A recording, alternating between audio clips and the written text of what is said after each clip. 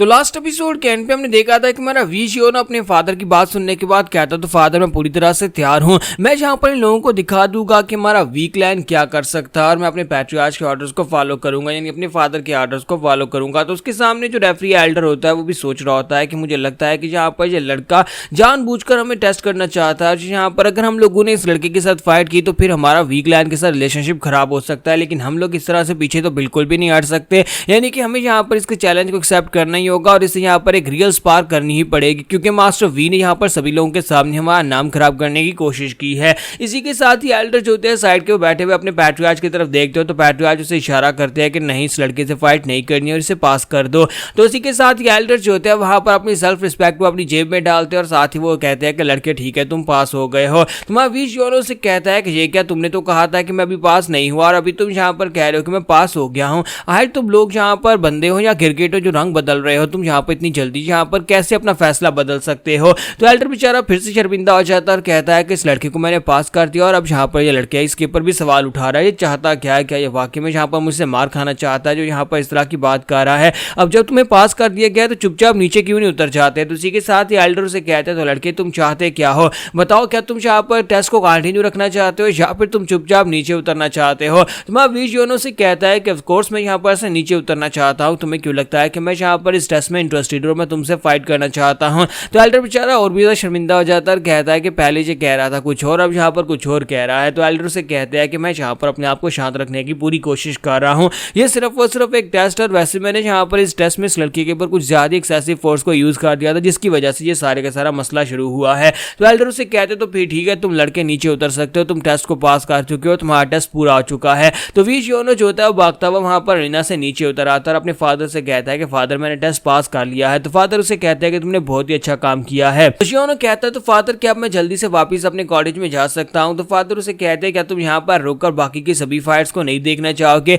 क्या बाकी के कंटेस्टेंट्स को फाइट करते हुए तुम नहीं देखना चाहते। तो योनो उनसे कहता है नहीं फादर मैं यहाँ पर नहीं रुकना चाहता और यहाँ पर इस सब में इंटरेस्टिंग क्या है, मैं यहाँ पर इन सभी लोगों को फाइट करते हुए बिल्कुल भी नहीं देखना चाहता और मुझे सब में बिल्कुल मजा नहीं आता, ये बहुत ज्यादा बोरिंग है, इससे अच्छा तो मैं जाकर सो ही जाता हूँ। तो फादर सोच रहे होते हैं कि अगर ये लड़का यहाँ पर खड़े खड़े सो गया तो फिर हमारी इंसल्ट हो जाएगी, इससे अच्छा है मैं इसे वापस भेज देता हूँ और जाकर अपने रूम के अंदर ही सो जाता है। और वैसे भी यहाँ पर ये सभी फाइट्स को देखकर करेगा ही क्या, हम लोग यहाँ पर अपनी इंसल्ट करवा लेंगे अगर यहाँ पर खड़ा रहा। तो उसी के साथ ही फादर उसे कहते हैं अच्छा ठीक है जल्दी से जाओ जाकर अपनी प्रैक्टिस करो। तो फादर वहाँ पर अपनी इज्जत रखने के लिए उसे इस तरह से कहते हैं और माँ योनो जो होता है वहाँ पर से भाग जाता है, जबकि बाकी के सभी लोग जो होते हैं वहाँ पर बातें करना शुरू कर देते हैं और कहते हैं कि वाकई में यहाँ पर प्रीलिम्स जो है वो इंसाफ के साथ यहाँ पर हो रहे हैं। इस लड़के ने वहाँ पर सिर्फ एक जमाई ली थी यानी की थी और उसके साथ ही इसको टेस्ट में पास कर दिया गया क्योंकि उसके फादर ने यहाँ पर उसके बारे में बात की। अगर यहाँ पर कोई और छोटी मोटी फैमिली का यंग मास्टर होता तो अभी तक यहाँ पर उस लड़के को मार दिया गया होता या फिर उसे चुप करवा दिया गया होता,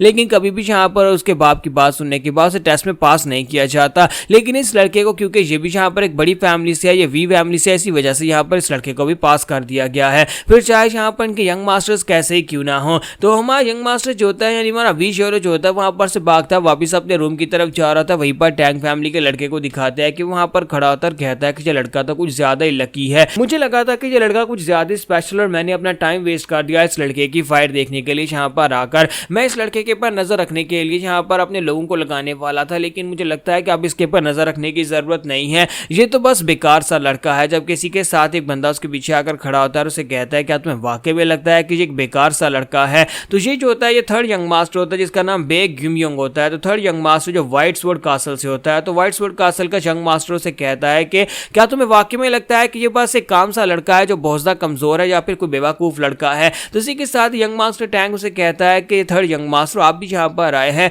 मुझे पता नहीं था कि आप खुद यहाँ पर पर्सनली इस टेस्ट में हिस्सा लेने के लिए आने वाले हैं, ये टूर्नामेंट आपके कैलिबर का तो बिल्कुल भी नहीं है। तो वो उसे कहता है कि क्या क्या क्या तुम वाकई में तुम्हें इस बारे में नहीं पता था कि व्हाइट कासल की तरफ से मुझे यहाँ पर भेजा जाने वाला है, और अगर तुम्हें वाकई में नहीं पता था तो ये बहुत ही बड़ी डिसअपॉइंटमेंट की बात है। तो इसी के साथ ही हमारा यंग मास्टर टैंक जो होता है वो सोच रहा होता है कि ये मेरी इंसल्ट कर रहा है, फिर साथ ही उसे कहता है यंग मास्टर बेग बताएं आप यहाँ पर क्या कह रहे थे, आपने कहा कि इस लड़के को लाइटली नहीं लेना चाहिए, इस बात का क्या मतलब है। आपने यहाँ पर देखा ना इस लड़के ने यहाँ पर क्या किया, बस किस्मत से यहाँ पर टेस्ट को पास कर गया, इसके अलावा यहाँ पर इस लड़के के पास कोई भी खास स्किल्स नहीं है। तो थर्ड यंग मास्टर से कहता है कि तुम यहाँ पर गलत हो। तो उसे कहता है क्या मतलब है। तो मास्टर टैंक जो होता है वहाँ थर्ड यंग मास्टर से कहता है कि आप ये कहना चाहते हैं कि ये भी यहाँ पर बेक्स यानी 20 सालों की तरह ही बहुत ज्यादा स्ट्रॉन्गर है, यानी अपने बड़े भाई की तरह ही काफी ज्यादा पावरफुल हो सकता है। तो थर्ड यंग मास्टर से कहता है कि तुम्हें लगता है कि ये सानो की तरह स्ट्रॉन्गर है, फिर साथ ही उसे कहता है कि वी सानो वो तो सिर्फ और सिर्फ एक मार्शल आर्टिस्ट है, अगर कहा जाए तो वो एक फाइन मार्शल आर्टिस्ट है, एक ऐसा मार्शल आर्टिस्ट जिसके बारे में परेशान होने की जरूरत नहीं है, क्योंकि हम सभी लोगों को उसके बारे में पता है कि वो क्या कुछ कर सकता है और वो कितना पावरफुल है। लेकिन ये वाला बंदा उससे बहुत ज्यादा अलग है। तो मास्टर टैंग उसे कहता है कि आप यहाँ पर वी योनो की बात कर रहे हैं। तो थर्ड यंग मास्टर से कहता है कि हाँ मैं यहाँ पर उसी की बात कर रहा हूँ, लेकिन मुझे लगता है कि इस बार का जो टूर्नामेंट है वो यहाँ पर इसी बात के ऊपर डिपेंड करने वाला है कि इस टूर्नामेंट में कुछ गिने चुने लोग किस तरह से परफॉर्म करने वाले हैं। और मुझे माफ करना, लेकिन मुझे लगता है कि पहले से यहाँ पर विनर डिसाइड हो चुका है, दोनों साइडों के ऊपर से फाइनलिस्ट पहले से डिसाइड हो चुके हैं कि फाइनल में कौन जाने वाले हैं। तो ब्रदर टैंग उसे कहता है तो आपके कहने का क्या मतलब है कि क्या ये लड़का यहाँ पर इस कंपटीशन को जीत सकता है। तो थर्ड यंग मास्टर से कहता है कि इसके चांसेस 50% है। अगर देखा जाए तो मेरे जीतने के चांसेस भी यहाँ पर 50% है और इस लड़के के जीतने के चांसेस भी यहाँ पर 50% है। तो ब्रदर टैंग और भी हैरान हो जाता है, कहता है कि ये लड़का जो किस्मत से यहाँ पर प्रीलिम्स को पास कर पाया, आप कह रहे हैं कि वो यहाँ पर जीत सकता है, उसके जीतने के 50% चांसेस हैं। तो ब्रदर टैंक जो होता है वो हैरान हो रहा था, जबकि थर्ड यंग मास्टर से कहता है कि हाँ मुझे लगता है कि तुम्हें फिलहाल के लिए बात काफी ज्यादा हैरान करने वाली लग रही होगी कि मैं एक बच्चे के बारे में यहाँ पर इस तरह की बातें कर रहा हूँ, लेकिन जब तुम यहाँ पर खुद इस लड़के को फाइट करते हुए देखोगे तब तुम्हें समझ आ जाएगी कि यह लड़का कितना ज्यादा खास है। और मेरी बातों के ऊपर पूरी तरह से ध्यान देना और यहाँ पर स्लैकिंग तो बिल्कुल भी नहीं करना। तो ब्रदर टैंक भी सोच रहा था कि अगर थर्ड यंग मास्टर जो खुद यहाँ पर एक बहुत ही कमाल का मॉन्स्टर है, वो अगर यहाँ पर वीज योनो की तारीफें कर रहा, तो इसका मतलब यह है कि मुझे उस लड़के को लाइटली नहीं लेना चाहिए, बल्कि मुझे भी यहाँ पर पूरी तरह से तैयार होना चाहिए। ये लड़का कुछ भी कर सकता है, अगर यहाँ पर ये बंदा उससे डर रहा है तो इसका मतलब यह है कि मुझे भी यहाँ पर कंपटीशन में वो टक्कर दे सकता है। तो ब्रदर टैंक जो होता है वो इस बारे में सोचना शुरू कर देता है और थर्ड यंग मास्टर वहां पर सोच रहा होता है कि इस बार के विनर तो सिर्फ और सिर्फ व्हाइट कासल के लोग ही होने वाले हैं, और मैं नहीं चाहता कि तुम यहाँ पर व्हाइट कासल की तरफ से फाइट करो।